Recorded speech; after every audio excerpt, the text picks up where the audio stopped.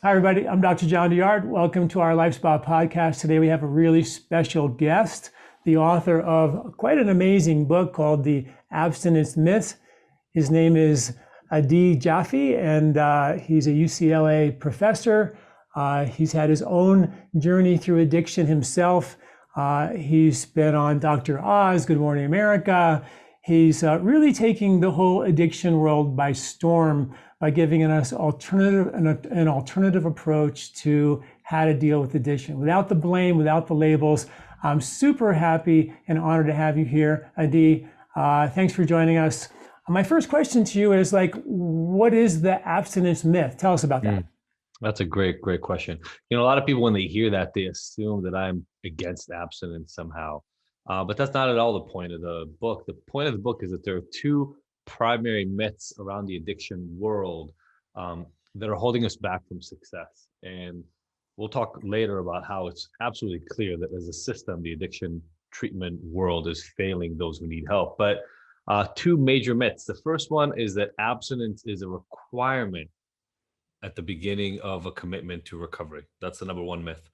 And the second one is that abstinence is even the right way to measure how well somebody is doing in terms of their recovery. So, we've built an entire industry in addiction on the idea that somebody has to be willing to quit to get help, and that the way to measure their recovery is by how many days sober they have. Everybody gets really, really excited about celebrating how many days sober they have. So those are the two primary myths that I'm kind of trying to dispel in the book. Which is really, there's really kind of one road to take here, and it's the AA road. And when you go to an AA meeting, I've been there, not with, not for myself, but for others, friends, and so on. And it is all exactly about that. It's about how many days you've been sober, and you celebrate that, and you have to, and the whole thing is 100% abstinence. So, AA is pretty famous. It's been around for a very long time. People swear by it. They live their life by it. Their sponsors and their relationships are huge for spiritual development and growth. What's the difference? Why is this better? Yeah. Well, instead of saying why is it better, I'd like to say it this way. Yeah. It is clear as you examine the data from the last 100 years that we have barely taken a small bite out of the addiction problem. Since we've been tracking it, the addiction problem as a percentage of our population has not changed.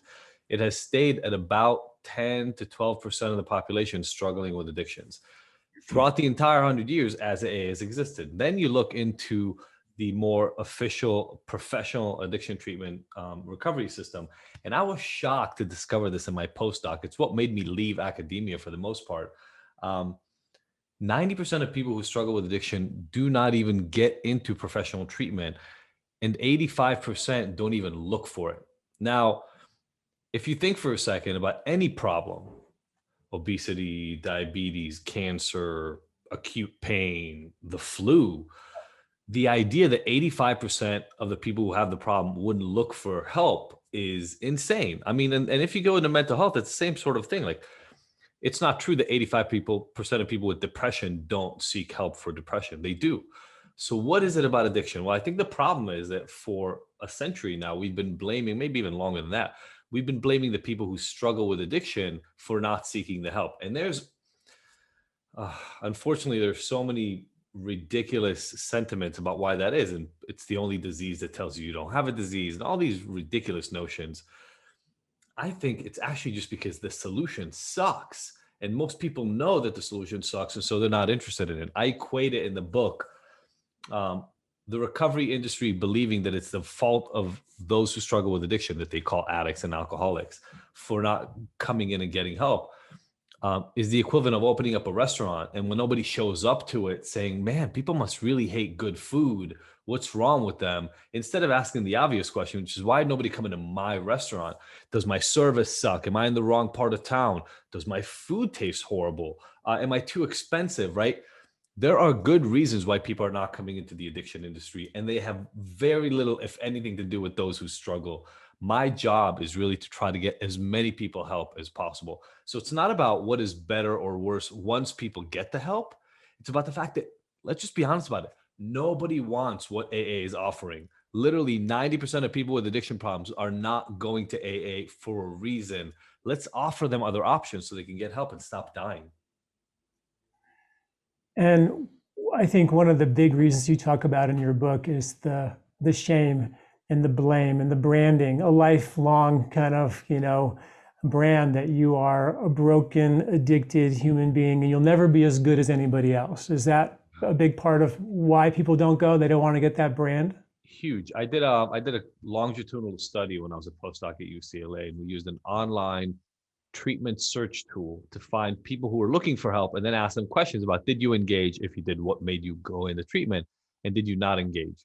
Um, Cost and logistics were the number one and number two reasons. And we understand that, right? Treatment is expensive and it takes a lot of effort to get into. But the third one was shame. And we got that through questions like, I would rather deal with it by myself. I don't want to talk to others about it, or I feel shame about being, an alcoholic is a term.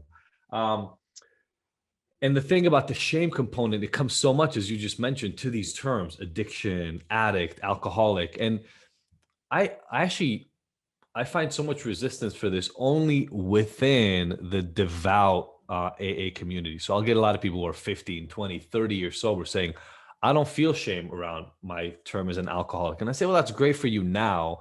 You're 15, 20, 30 years in your recovery. I promise you that when somebody first told you you have to call yourself an alcoholic, you didn't like it and you felt shame about it back then. And I'm not trying to help somebody who's 20 years in recovery. They found what works for them. All the more power to them. I'm trying to help those 90% of people who are out there still struggling. And there is good, solid data, including for people who are heavy duty supporters of AA, like Dr. John Kelly, a Harvard physician, who's very outspoken about his support for 12-step recovery. And yet the discovery that calling people addict, alcoholic, are shaming and stigmatizing labels, and the people who experience shame and stigma are less likely to engage in treatment and less likely to continue with it in the face of shame. And if they drop off, they're less likely to be successful. Wow. There's been a lot of articles coming out in the last week or two about the rate of alcohol abuse beginning to be more on the rise. I mean, we've always been sort of a alcohol drinking species, but it seems like there's more people drinking alone than ever before. And that seems to be a new statistic that's sort of very worrying, right? Yeah, I think obviously the COVID scare and this thing that we've all experienced in this last year and a half here has driven a lot of people into deep, deep traumatic experience in their daily lives, and oftentimes isolated while doing it. And we know that being isolated makes it even harder to have resiliency in the face of trauma. And so we've seen a lot more people go into drug and alcohol use specifically to deal with those issues. And obviously, we talked a little bit before we went on here about your leaning towards Ayurveda. And it's pretty obvious, 200, 300, 400 years ago, people considered alcohol a medicine. And in the context of the physical struggles and pains that people went through back then, it probably was medicinal in that way. But the role of alcohol as medicinal is maybe acute, right? If you're going through a severe stressor in the moment and you can't handle it, maybe alcohol can help you with that. On the battlefield, you're having severe pain and opioids are not available. Maybe alcohol can help you with that. But alcohol is not an ongoing medicinal tool to be used for the enhancement of your well-being. And by the way, again, right, I wrote a book called The Abstinence Myth. I'm not sober. And yet I'm not ever under the delusion that alcohol is great for me when I'm drinking. I use it as a light stress reduction tool, or because I really enjoy the taste of it in very specific situations. I think part of what we need to do moving forward is give our society, the people we love and care for within our society, real actionable tools that help them resolve the underlying issues because of what they decide to end up drinking. And until we do that, we at least need to put aside the stigma and the shame for those who choose drink in the face of the incredible stress, anxiety, pressures, and shame that they experience in daily life in the society we live in. I just want to hit on this for 1 second. A lot of people will say when we have this conversation, well, why not just call a spade? Call somebody who struggles with alcohol an alcoholic. Call somebody who struggles with addiction an addict. And I think we have to be really careful around the use of language. This is really troubling for those of us who are a little bit older. You know, I'm in my mid 40s going on 50. And sometimes we can get so caught up in the way things have always been that we misconstrue the impact they've always had. And one of the places that I really urge a lot of people to think of when they think of, well, it's just language, who cares, is think about racial epithets and think about LGBTQ language from 50 years, 100 years ago, and think of how comfortable you are with that language now, right? What made those terms that are so asinine at this point, it would be weird for me to even say them here, pointing out their weakness, right? We don't even want to speak them anymore. Aren't they also just words? And yet we understand now that they're so disempowering and so judgmental and so full of shame and stigma, we wouldn't even consider uttering them. I think we're going to end up getting to the same exact time frame with people who struggle with alcohol and addiction. It's just, unfortunately, we have to get ourselves past this point. We believe that they are really such sick, demented, uh, helpless and powerless humans that, you know, we may as well call them whatever we feel like. Yeah, no, I think we've learned more than ever in the last 4 or 5 years the power of, the power of words and what we speak and how it can hurt people or help people. What's really interesting is you talked about how you still drink, and you've had quite a history yourself of, dealing with abuse and your addiction. This would be a great time for you. You have an amazing story. I'd love for you to take some time and just tell our listeners, what you went through and how you got through it and how you could actually be now after all these, I'm not sure how many years it's been for you, but, you're able to still drink. That's sort of like the big, absolute taboo thing. No one, once you're labeled, you don't ever, if you go back, you're going to drink your life away again. One little sip, you have a little rum cake and you're over, it's over for you, that kind of a thing. You're the exception to that rule. Yeah, I don't actually, the weird thing is I don't think I'm the exception to that rule. I think the rule, so you've heard of confirmation bias before, right? And confirmation bias is this organizing principle in your brain that allows you to pay really close attention to the things you already believe are true and pay almost no attention to the things that disprove your current beliefs. It's a perplexing bias in our brain, but what it does is it keeps you in line with the way you see the world. We just saw it play out fully in the Trump versus Democratic world for 4 years. So we don't need more proof that it exists. It's as if we both lived in completely different universes. Well, if you believe that people who drink and have a problem with drinking at any point in time can never drink again, or if they have an addiction to any drug, they can never drink again, then you will see a lot of evidence towards that. But I think once you understand that actually the vast majority of people who struggle with drugs and alcohol at one point in time do not struggle with them long term, it can completely shift the way you see things. But I'll explain my version of things. I started drinking when I was 14 years old. Like many kids in high school, I was socially awkward. I felt very strange around other kids. And a lot of people told me that didn't play out. They didn't see that in me, but internally I was constantly anxious about fitting in. And at one sleepaway camp, a kid gave me a big handle of warm vodka. It tasted terrible. And if the only thing it did for me was make me almost want to throw up when I drank it, I would have never had alcohol again.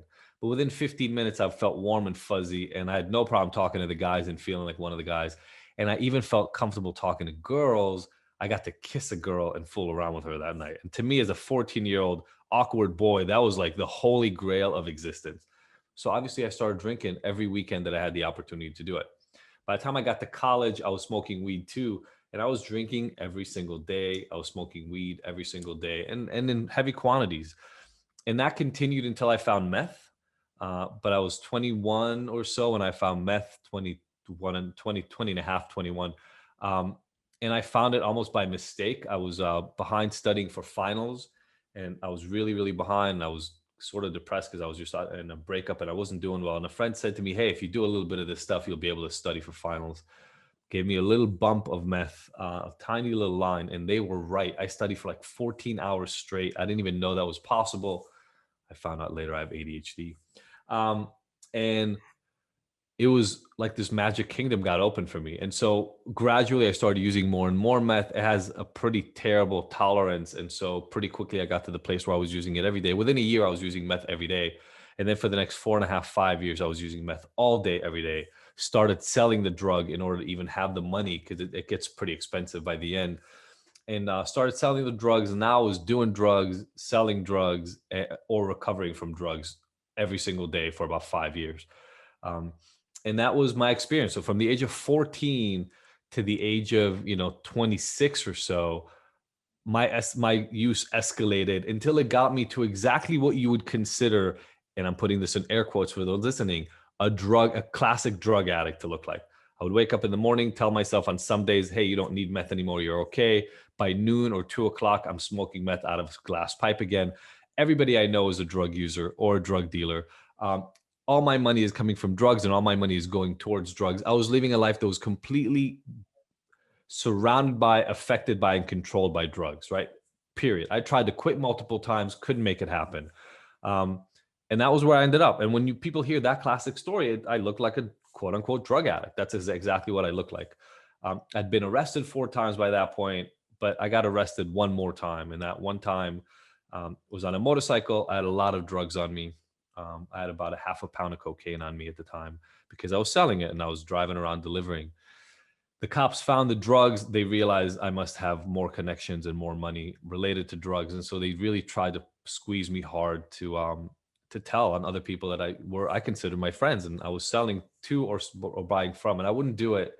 And after 3 months of trying to get me to do this, they decided to just take me in a much, much bigger way. They raided my house, the full SWAT team, 18 cops pointing guns at my head on a Saturday morning. I had a meth pipe on one side of my bed. I had a gun on the other. Like, exactly what you would see in a news article and expect me to go away for the rest of my life and never come up. And that's how it started out. I went to rehab, failed out of rehab because I started using again within a month. And in every way, I was proving the model right. And then I had this conversation with my dad after being kicked out of that first rehab. And something really bizarre happened, which was I'd perplexed my parents so much about what to do. My dad asked this question. He said, you just destroyed 3 months of trying to get you back on track. Something like $30,000 or $40,000 we just spent. You're going to go to prison for decades. What are you doing? What do you want me to do now to make this better? And what was different about that moment versus any other moment is in the past, my dad would always tell me what to do. He would say, okay, go here and sit and I'll arrange another rehab or I'll figure out how to get us out of this. But he was so perplexed. He didn't know what to do. And so he asked me this question. And the moment he asked the question, it dawned on me that he can't solve this problem for me. And I have to figure out how to do it on my own. And I said that to him. I said, look, you know what? You can't do anything. This is not your problem to fix. I have to fix this problem. I said, I don't know what that means right now yet, but hold on. I'm going to come up with an answer. And again, to be very, very transparent and clear, I spent the next 2 to 2.5 weeks using drugs all day, every day. The only difference was I now knew I had to find a solution. So I would also call sober living homes and call these other places to try to get some help. And I was barely doing it, but eventually about 2.5 weeks later, I went to an interview at a sober living house. One of the things that bothered me about the rehab was it was $10,000 a month, and I couldn't fathom having my parents pay $10,000 a month for my screw up. And it made me feel again more shame and guilt. This sober living house was about $900 a month. And I checked in. I was so messed up. I had sunglasses on at 9 p.m. when I went to this place for the interview, thinking, I don't want them to see me so high. But I went to the place. I committed to go in there, and I stayed sober for 8 months after that conversation, which meant that I went in front of the judge at the end of my trial, sober for 8 months. And instead of giving me about 13 years in prison, he gave me 1 year, having seen the transition in me. But he did this thing, another really smart thing. He did something called a suspended sentence above my head. So he said, look, I'm giving you a chance, but if you screw this up, I'm adding 7 years to whatever next screw up you have. And so I called it like this sword that was just hanging right over my head that said, look, you just got to make the right choice at every moment in time. And I would argue I've been doing that since then and always just trying to make the best choice that I can. I stayed sober for 3 years, completely sober. And then I was studying psychology in graduate school. And I found these other answers, these answers that nobody was giving me in AA. Nobody was giving me in these other traditional recovery systems. And I was like, how is it that in graduate school, I'm learning about all these neuroscience and learning and abnormal psychology concepts and therapeutic approaches. And then in rehab, I'm told, well, just go to a meeting and everything will be fine. And I decided to run this experiment. It was 2005. And I said, look, I told my parents, I said, I'm going to try this experiment that they all talk about is going to be an abject failure for me. I'm going to take a drink and I'm going to see what happens. And I told them flat out, I said, don't wait for me to lose my life like I did last time. You know what I'm like when I'm deep in my addiction. I don't answer phone calls. I'm short. I get mad at everybody all the time. I don't care. I don't show up. I'm late. If you start seeing that trend, my experiment is failing. Get me back. Don't worry about whether I'm not using drugs or not. Don't worry about whether I'm lying to you. I don't care about any of that. You know what I behave like. And I talked to them for 6 months before I ever took my first drink. And what I discovered in my, 14, 15-year sense is the following. Self-exploration, self-growth, learning, becoming a better human being is a never-ending, ongoing process. It's my job to keep my head down and do the best that I can at continuing to become a better and better version of me. As long as I don't stop that, the drinking doesn't matter. The drinking is something, there are absolutely times where I rely on it more than I should otherwise. And there are absolutely times when I don't drink at all for 2-3 weeks at a time. The drinking is not my coping strategy for life. It is one in dozens of tools that I have. It's an ongoing process. It'll continue being an ongoing process probably until the day I take my last breath. But what I was able to discover, and the reason why I wrote the book and the IGNTD Recovery method and the hero program we have online and all those things, is I wanted to explain to people, drinking is not your problem. Drugs are not your problem. Drinking and drugs are the things you use to hide from your actual problems. You can keep using them, but just keep fixing and fixating on and focusing on whatever it is that is driving the use for you. And if you do that, you will have progressive ongoing growth towards becoming the person you want to become, towards alleviating that inner pain and discovering the truest version of yourself. And there will be a time, and I've seen this happen with dozens and hundreds of people now, there will be a time where the balance between your need for coping and that internal struggle equalizes, and you no longer need to run away from your daily experience in life. And it can happen fast, or it can happen gradually. But if you do the work, it will happen. And then all of a sudden you realize you don't have an addiction anymore. It's just you've outgrown it. And that's what I'm trying to get people to do. Wow. That's exactly why I thought it'd be great to have you on, talk to our audience. From the Ayurvedic perspective, 95% of the stuff we think and say and do as adults come from impressions from the first 6 years of life, right? And then we create this personality that needs approval, appreciation, and be loved by everybody else in the outside world, become addicted to that reward chemistry. And traditional cultures would, of course, use rites of passage to free yourself from needing love, to start to, doing you instead of doing whatever you can to get them to love and appreciate you. And Ayurveda has so many tools. Like, I did a bunch of articles on the science behind Ayurveda and yoga, breathing techniques. And I wrote articles about the science behind, 5, 6, 7, maybe 10 different breathing techniques, pranayama breathing techniques. And the common denominator, every single one of those, was neuroplasticity. It changed brain waves, increased parasympathetic, decreased sympathetic, all that. But it actually created a different level of neuroplasticity. It really changed the brain chemistry so we can drive down new roads versus the old road that makes us do the same dumb thing again and again and again. So there are these really hardcore tools in Ayurveda, doing breathing techniques and chanting and yoga, breathing, meditation. They all are designed to make us conscious, to do exactly what you said, to find out who we truly are and have enough courage to let who we are out, right? Yes. So these are like actual tools of doing it. And when I read your book and I listened to your story, I was like, I got to know, what are some of the tools that you said, if you do the work, what's the work? Because I'm just so curious to know how you get people to get to that level without having these mechanical tools, which are backed by science, to actually change those old, emotional patterns of behavior that are locked in our brainstem.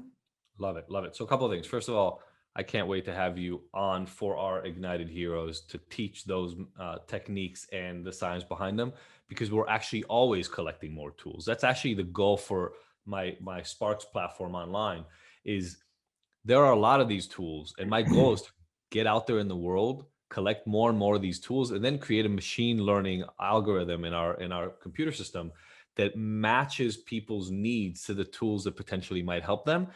Figure out whether the tool is helpful or not. And if the tool is helpful, that's great, keep it. If it wasn't helpful, dump that tool and bring something else on. Because the key learning that I had was everybody actually needs a different toolkit.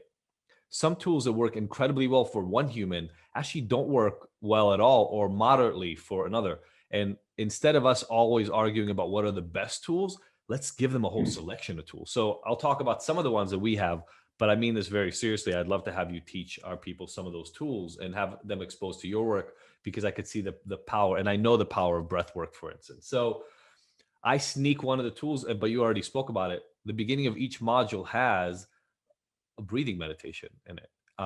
And I don't call it breathing meditations. I just talk to them at the beginning. So it's a video recorded session. And at the beginning of each one, I introduce different types of meditations: labeling meditation, simple breath meditations, visualizations, all these different elements. And I just tell them, hey, look, you've had a stressful day to now, and you're watching this video. Let's just bring us all back to the space. I'm trying to create presence. I'm trying to create a state of mindfulness, right? So that's a tool that I just sneak in there. Another thing that I try to teach everybody, and this has to do with the neuroplasticity you mentioned so early and so well. People make the mistake all the time. Again, unfortunately, I work in an industry built on this neuroplasticity error. Literally, the entire system is built on an error. And the error is that in order to deal with an alcohol problem, you have to stop drinking, right? That's what everybody's trying to do. Is there's abstinence. They're trying to stop drinking. That's not what you have to do. What you have to do is replace the drinking with another behavior. I met this woman who was the head of the Massachusetts Health and Human Services Department when I was a graduate student on the bus on the way to a conference. And as we were sitting there on this 8-minute bus ride, we just talked about our research.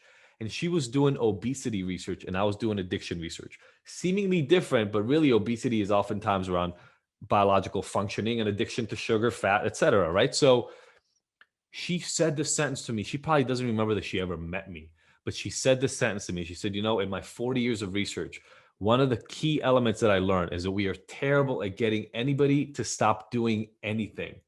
We are much, much better at getting them to do something else instead. And it was like a bomb went off in my head, because again, I work in a field that keeps trying to get people to stop doing stuff. Stop smoking crack, stop drinking, stop using meth, stop taking pills. And here's this woman who's been for 40 years working in a field that tried to get people to stop eating too much and becoming obese. And she gives me this little nugget. And so one of the tools I tell everybody that says, stop trying to quit. That is not the tool. Find replacement behaviors and find ways to replace. So that's a secondary tool that we use with people all the time. And then some of the practices that I've put in my head have more to do with those underlying psychological mechanisms. So for instance, people with addiction struggle a lot with perfectionism and negative self-talk. A lot. That notion that addicts, again, I'm putting that in air quotes, are people who don't care about others, are amotivated, are lazy, that you can't count on them. I think it's actually completely wrong. People who struggle with addiction often started out as perfectionists who never feel like they're good enough and never feel like they're measuring up.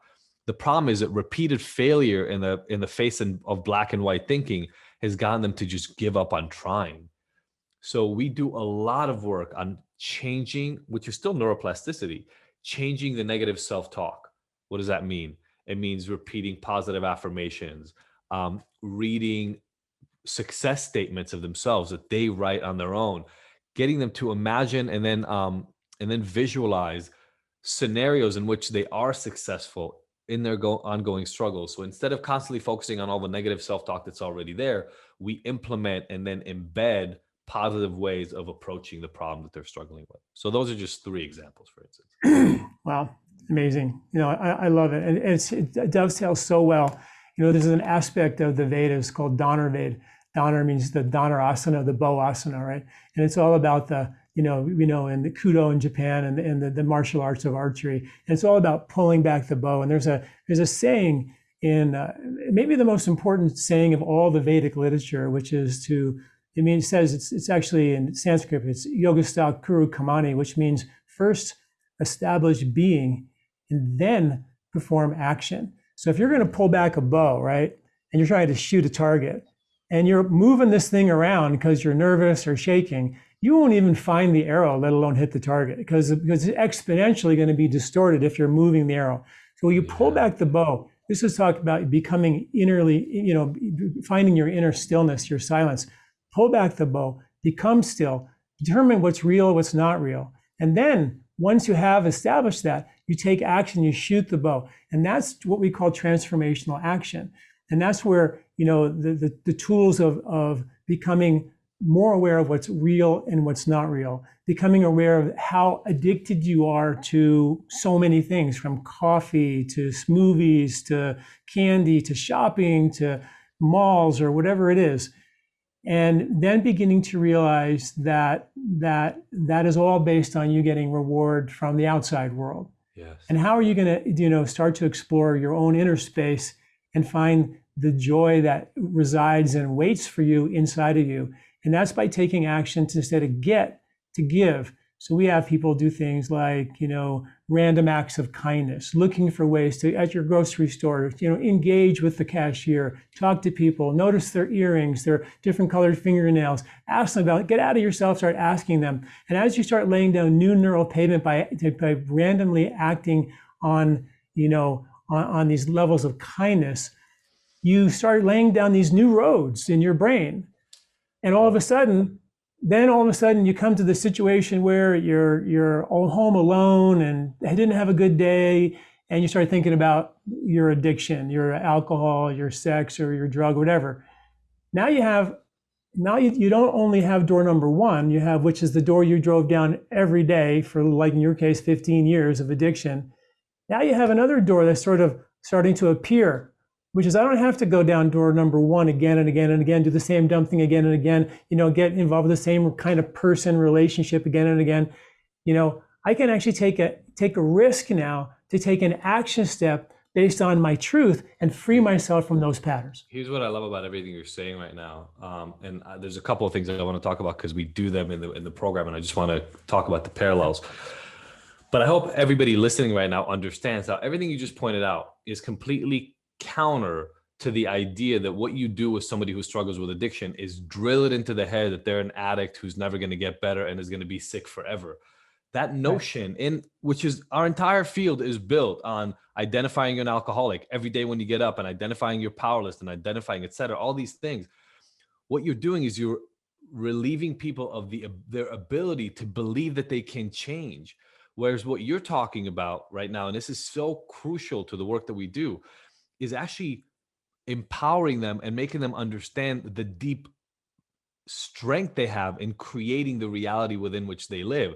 And what you're doing is you're saying, look, your past may have looked like this, but let's create your present and your future in a very different vein. So one of the ways that I did that about 4 or 5 years ago was I was using this tool called the Wheel of Life. Easily accessible. A lot of life coaches use it online. And I'd used it with maybe about 1,000 people. And I'd realized it measures your level of functioning on 8 different areas of life. So like romance, finance, career, fun and recreation, things like that. And as I did it with more and more people, and then the conversation that followed those assessments, I realized there were 2 things missing from that wheel. And so I expanded and created the Ignited Wheel of Life, which has 10 slices instead of 8. And I added 2 slices, purpose and contribution. Because what I realized was that people could be doing well financially, in terms of the romance, in terms of their family, in terms of the place they live. But if they didn't feel like they were actively contributing members of the world in which they function, and if they didn't feel like there was a purpose driving the daily reason for being, the rest of the stuff didn't matter as much. And what you're talking about is such a simple thing. So a lot of times people will tell me in a group that they're struggling heavily. And I'll ask them, what were a couple of the areas on the Wheel of Life that struggle for you? And they will inevitably talk about purpose and contribution. I say, okay, here's what I want you to do. I want you to think of 3 ways in which you're going to make the world of the life of the people around you better in the next 24 hours. Give somebody some money, help a friend who's in need, anything. And they have to come up with 3 ways. And a lot of times they don't understand initially why this is going to help them. But the problem is that if you don't feel like you are contributing, if you don't feel like you have purpose, you don't feel like you matter. And when you don't feel like you matter, it just takes away the joy, the reason for being, the motivation from acting in any way. And if you're going to sit at home, and it doesn't matter if you drink, do drugs, or don't drink or don't do drugs, why not choose the path of least resistance, or the path of least pain, or the one that makes the time pass?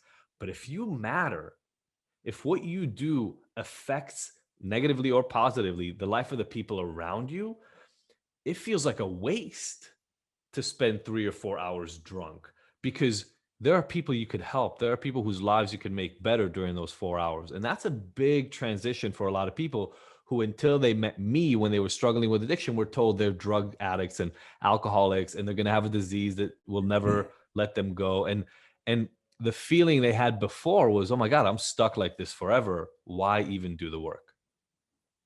How do you get people to do that? I mean, they're so wrapped up in, me. My life's miserable. I need from everybody else. The culture supports the need for all the reward chemistry. And what you're saying is that you're going to get everybody to give, which we all know. Not we all know, but it's very clear that the more that you give, the more filled up you are. There's an interesting study about this. They gave a group of people the ability to give a gift, one gift in a hedonistic way, where I gave you the gift, but I was super attached to you liking the gift, And then they gave the gift in a eudaimonic way, where I had no attachment to you liking it or saying thank you. It was just a free gift. I just had so much joy just giving the gift to you. The other one, I was attached to the outcome. And they measured the genetic impact on that. And they found that when I gave the gift in a hedonistic way, where I really wanted them to like it, it had a negative impact on the genetic code of the person I gave the gift to. So they can tell that you're really full of it. It's all about you. But when I gave the gift in a eudaimonic way, where no attachment, it actually positively changed the genetic code of that person. So when we think about it from a deeper level, if I'm going to give to you fully from my heart, eudaimonically, with no expectation to get anything in return, the person I'm giving it to is going to feel the difference, and they're going to feel safe enough to open up the delicate petals of their heart, their flower, and be who they are. Yeah. But if everybody in the world is going around, wanting to get from everybody else, getting in a hedonistic way, no one feels safe enough to let the delicate petals of their flower open, so we all stay locked in our own self and we never get to give. This is going to sound like a reach for anybody who's never been to one of our groups. But the way I get them to change the perception is by exactly what you just talked about, is by fully understanding their own capacity to change and embodying nothing but that expectation of them. Here's what I'm saying. I think this gets to the crux of why I wrote this book and why I preach what I preach. And some people think I'm crazy in our industry, and it's all good with me. I see the failure in our system, and I don't wonder why it happens. Look, it's this clear. If I walk into a room full of sick people and I don't believe that they can get better, I will never be able to heal them. I hope that's clear, right? If you're a physician walking into an ER and you say, man, in the ER, everybody just dies all the time. People constantly die in the ER. There's stab wounds or, aggravated assaults. They've been shot. There's an ER doc can't do any good. People just die in the ER. More people will die. More people will die in that ER doc's room than a typical ICU. Why? Their belief drives it. That same energy exchange that you mentioned. They're going to see situations that could be saved, think that they can't, and leave them alone. They're going to look at patients in the face that could have been improved by the right exchange and make them believe that they're going to die and they will die sooner. And my entire point, and I'm being a little forward in this because you started the question off with how do you do this? Our assumption about people who struggle with addiction is wrong. There is nothing wrong. There's nothing damaged in their faculty to change. We have shown them that they are unable to change. And by doing that, we've impressed it upon them that they're stuck. And what we do in our groups is very different. I start the conversation with them saying this: look, you're not an addict. You're not an alcoholic. You're somebody who's been struggling and been suffering. And you're obviously looking for a way out because you're here in this conversation. You never have to prove to me that you want a way out. I'm going to give you tools. I'm going to give you opportunities to talk. And your job is to look for the tools that seem to you like they're a fit. I don't sit there with them and go, tell me what's wrong. Tell me what happened in the past. Tell me how you've been wrong. I say, things have happened to you in the past. That's great, but that was yesterday. We have to make today better. So let's talk about how you're going to build up. And I assume that they all have the ability to do it. And I'm not going to lie to you and tell you I've never had a resistant client, but they're in the single percentage points. 1 out of 100, 4 out of 100, maybe come to me and they say, no, but I can't be fixed because A, B, and C, and D happen to me. And then typically what is great, because we do a lot of group work, is I'll show them something. I have a woman, her name's Aaliyah, and I'm not giving anything away because she's becoming a coach with us and she's very public about her change at Ignited. Incest before the age of 3, multiple sexual assaults, and essentially ongoing rape through her teenage years. Terrible family environment, kitchen sink drug use. She would use anything that was in front of her. Her sister is an addiction specialist psychiatrist who had tried to help her for 5 years before she ever found Ignited. She only found Ignited after putting a gun in her mouth and trying to shoot herself, but the gun jammed and it didn't work. And so she went on this rampage in a car, trying to drive her car off of something or into something so she would die. And then she heard me talk on the radio about how there's a completely different way of looking at addiction. She pulled over to the side of the road, called her psychiatrist sister and said, I think I found something. At the time, our services were more expensive. They were $1,000. And she said, can I borrow the money to do this thing? She's now been sober for 2.5 years, almost 3 years.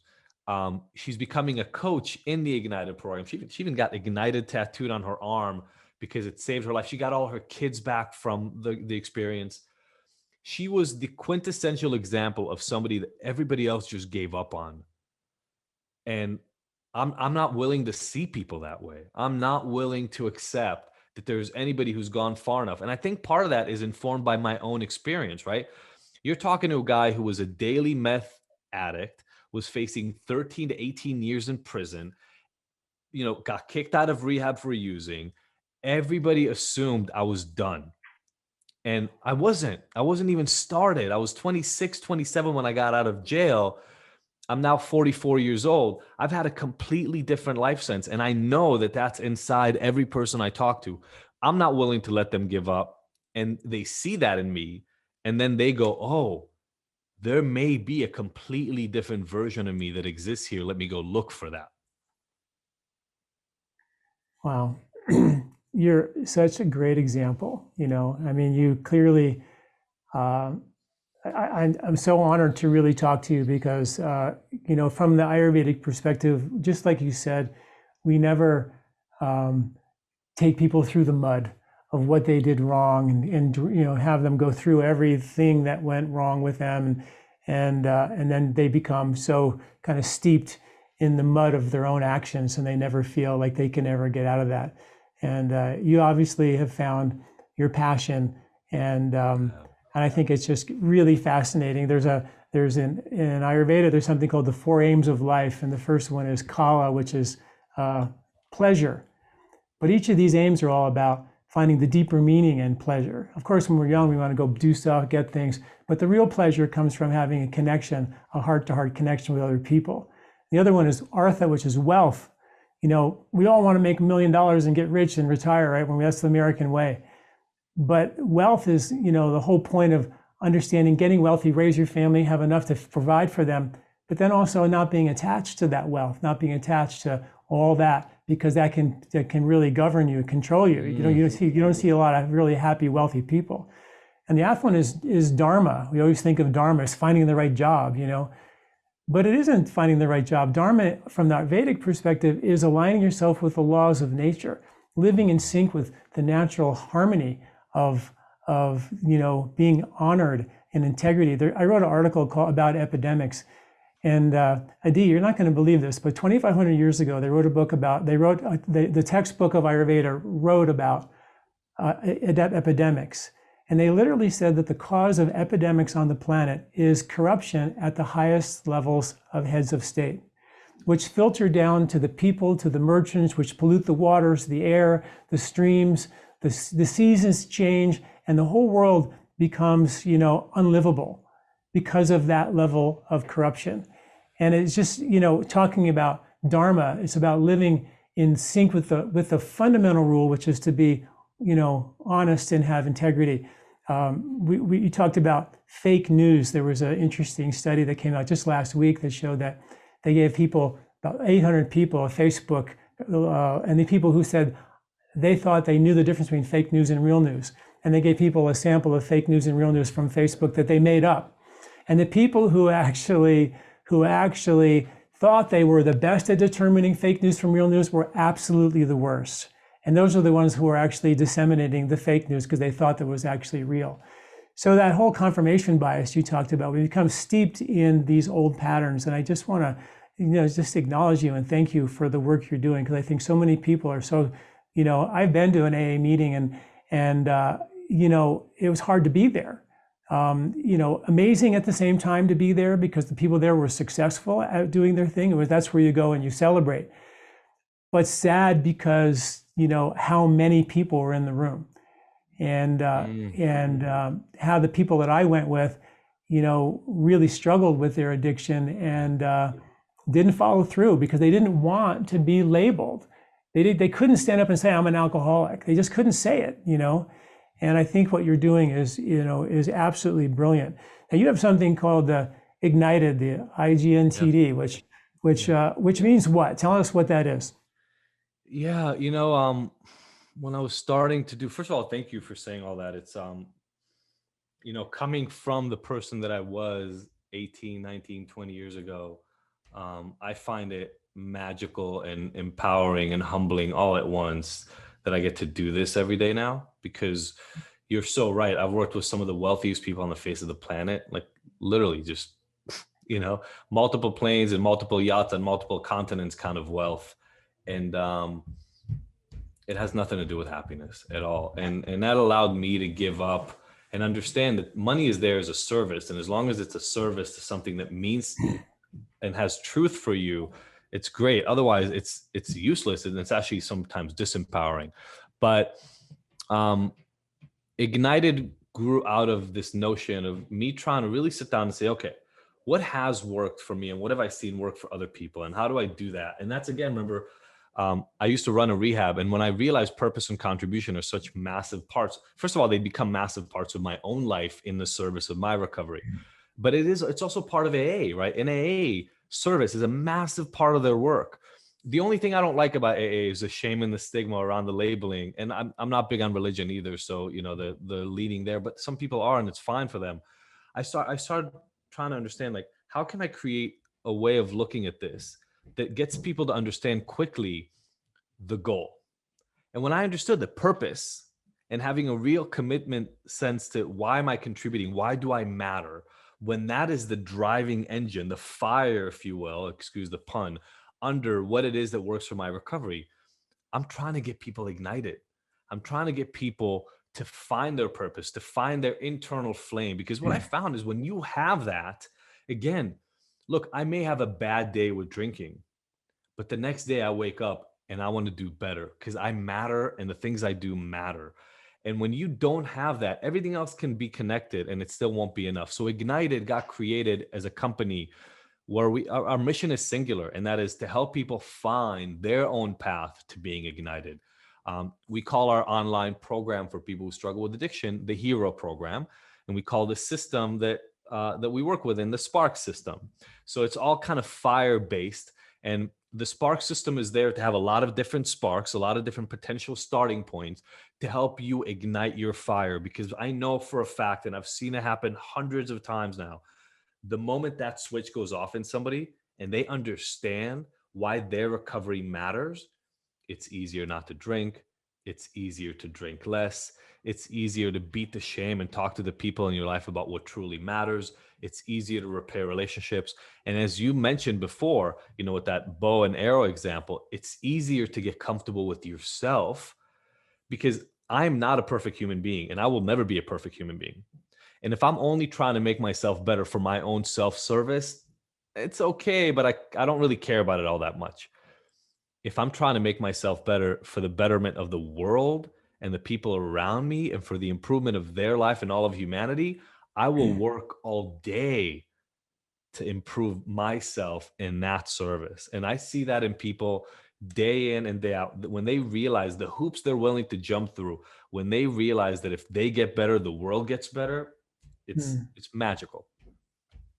So the Sparks program, I love that. I didn't pick up on that when I was trying to figure out what each of those letters meant. And they don't actually add up. So it was like, we They were don't. going like, what is, but it No, was, they don't. so I didn't pick up on the sparks, but I love that. And the sparks mean that you're lighting little sparks for people to get what? Excited and passionate about their life. Do you guide them like Yeah, career-wise? so Do you help? exactly. So I was very serious, and I'll give you an example of what I'm going to persuade you to do for the exact same system. When you talk about these Ayurvedic principles, they make complete sense in the context of what we do with Ignited, right? So at some point in the near future, watch out, everybody who listens to this podcast. I'm going to talk to you about creating a workshop on how these principles relate back to addiction. And then what we do is when people come into our program, we give them assessments and we present them with content that is relevant to who they are, how old they are, the specific problem they struggle with, etc.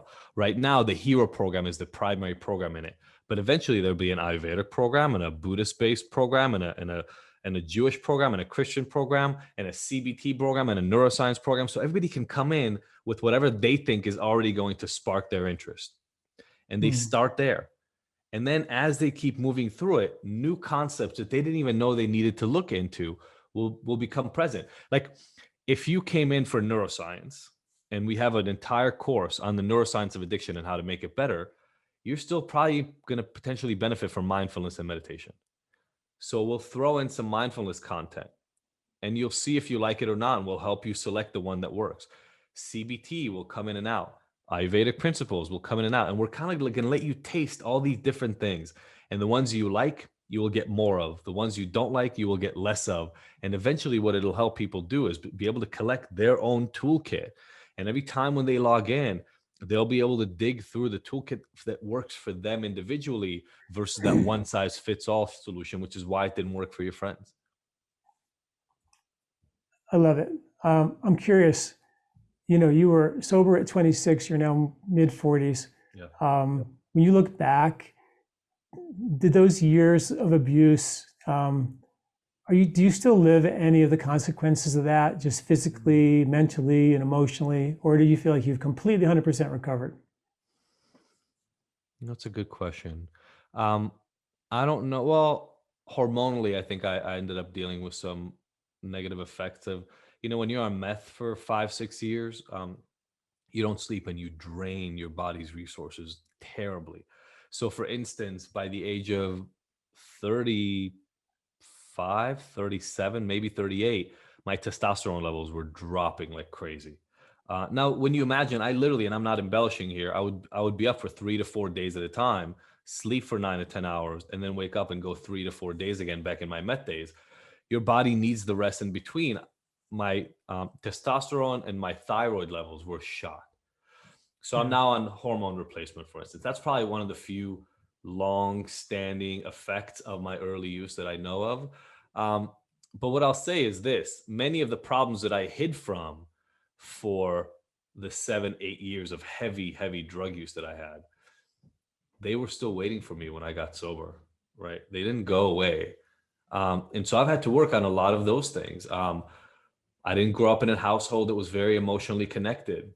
We were very big doers, but we weren't. How to talk about feelings and how to have feelings and recognize them was not an issue. Well, I only really realized that about 8 years ago, and that's ongoing work for me. My temper is pretty short, or I get aggravated quickly. There are still a lot of things in my life that I'm constantly working on improving, but in terms of the true negative consequences of that time, I think I look at them more as lessons now than consequences, because those Yeah. things taught me a lot, and I'm willing to bear more and I'm willing to handle more because I know how badly things can get. Yeah. I call it the game of life, and in Ayurveda, they call it the great battle, the Mahabharata, where we're fighting against these patterns of behavior in our mind that want us to get, fed from the outside world versus doing inner space and letting who you truly are out. But I prefer to think of it as a game. And when you start to realize, like you are, that this is a game and I get to play every day. I get to play this game of you, like you said in the very beginning, waking up every morning and trying to be a better person and realizing how I move the needle some days a little more than others, but every day I move the needle. And I know I'm on track to being better and I feel better about myself. And of course, once you have that, now you're one step closer to pulling back that bow and hitting the bullseye, and making life really happen for you. Adi, let us know how people can get a hold of you. I know you offered some free stuff for the listeners. Can you tell us what that's about? And how can people get to find you and get a hold of you and get involved? Hopefully people will really listen here and come and seek your help. Love it. So absolutely. First of all, if you go to ignited.com, IGNTD.com/secret, I put a little thing for your listeners, which is that Wheel of Life exercise that we give our users to just kind of identify where they need some help in their own life. There's also a little other resource there, the recovery roadmap that we use with a lot of our people. And so that's free for them. They can use it whenever they want. We also are offering 2 free weeks of our Sparks platform, if that sounds interesting to somebody and they want to explore it. And, in terms of services, those are probably the things. But we have a lot. I've recorded many, many podcasts. I have a feeling you're going to be on one of them pretty soon. And so if you go to ignited.com/podcast, or you can find us on iTunes or Spotify or anywhere else, I think we're up to 500 or 600 episodes at this point, a lot of stuff to listen to. And the book is available for as little as $2.50, I think, at theabstinenceMyth.com, all the way up to about $12.99 on Amazon for paperback, but I think $3.69 for Kindle or something like that.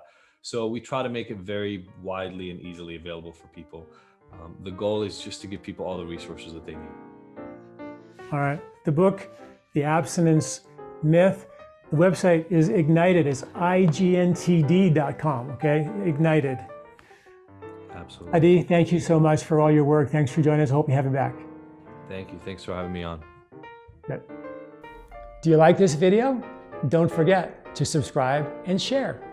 This recording is brought to you by LifeSpa, where ancient Ayurvedic wisdom meets modern science. Get access to free health video newsletters by Dr. John at lifespa.com. These statements have not been evaluated by the FDA. These products are not intended to diagnose, treat, cure, or prevent any disease.